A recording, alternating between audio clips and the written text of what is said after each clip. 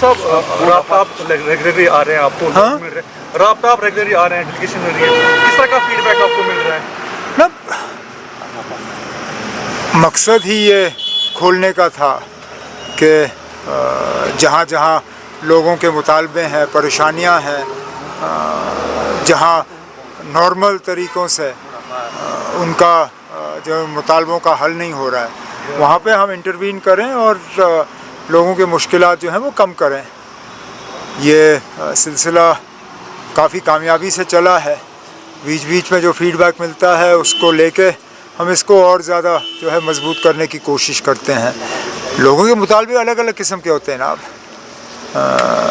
कुछ डेवलपमेंट को लेके, कुछ ट्रांसफ़रों को लेके, कहीं पे उनके सोशल वेलफेयर की स्कीमों के पैसा फंसा हुआ है, कहीं पे बाकी मामले हैं। तो मुख्तलिफ़ किस्म के जो हैं रिप्रेजेंटेशन यहाँ लेके लोग आते हैं। उमर साहब 11 महीने हो रहे हैं, क्या चैलेंजेस रहे? हालांकि ये स्टेट नहीं है, क्या चैलेंजेस रही सर? अब आपके सवाल में ही जवाब है ना।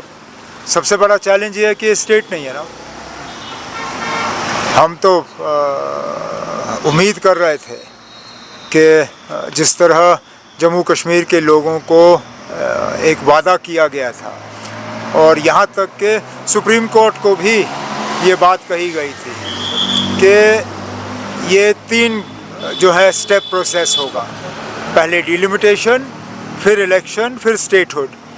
डिलिमिटेशन भी हुआ, इलेक्शन भी हुए, लोगों ने बढ़ चढ़ के इलेक्शन में हिस्सा लिया। अब चलिए, बीजेपी की बदकिस्मती वो जीत नहीं पाए, लेकिन उस बात की सज़ा तो जम्मू कश्मीर के लोगों को दी नहीं जा सकती।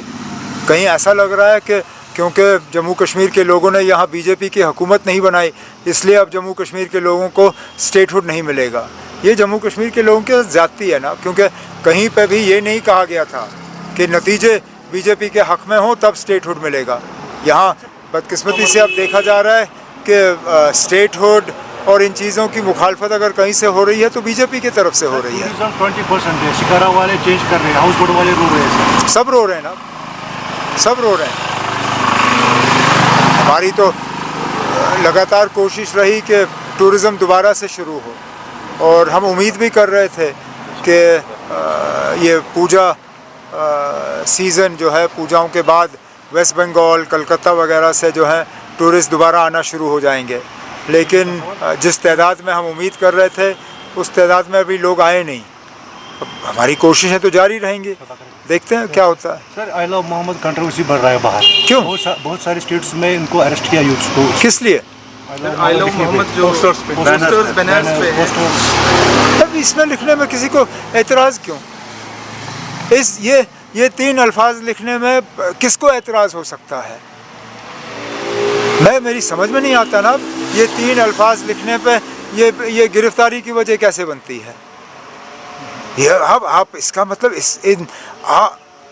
कोई वाकई कोई मतलब दिमागी तौर बहुत ज़्यादा बीमार होगा जो इन 3 अल्फाजों को लेके इसके ऊपर कोई केस बना सकता है।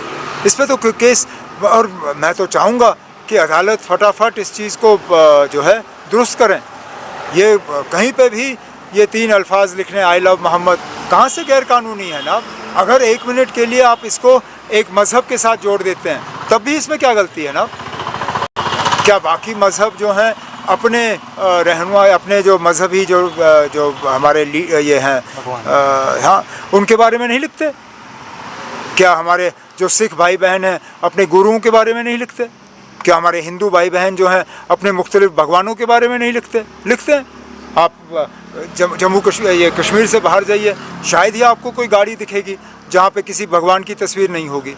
तो अगर वो गैर कानूनी नहीं है तो ये कहाँ से गैर कानूनी हो जाता है ना? उमर साहब, आप कंटिन्यूसली जो है पिछले 11 महीने से काम कर रहे हैं। लास्ट टाइम आलोक शर्मा ने कहा था कि ये डिफरेंट नैरेटिव चला रहे हैं, क्या चला रहे हैं? डिफरेंट नैरेटिव चला रहे हैं।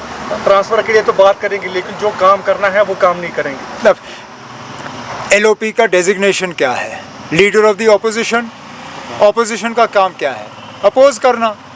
आप जनाब किस दुनिया में ये उम्मीद करोगे कि LOP, और वो भी बीजेपी का LOP, नेशनल कॉन्फ्रेंस की हुकूमत की तारीफ़ करेगा?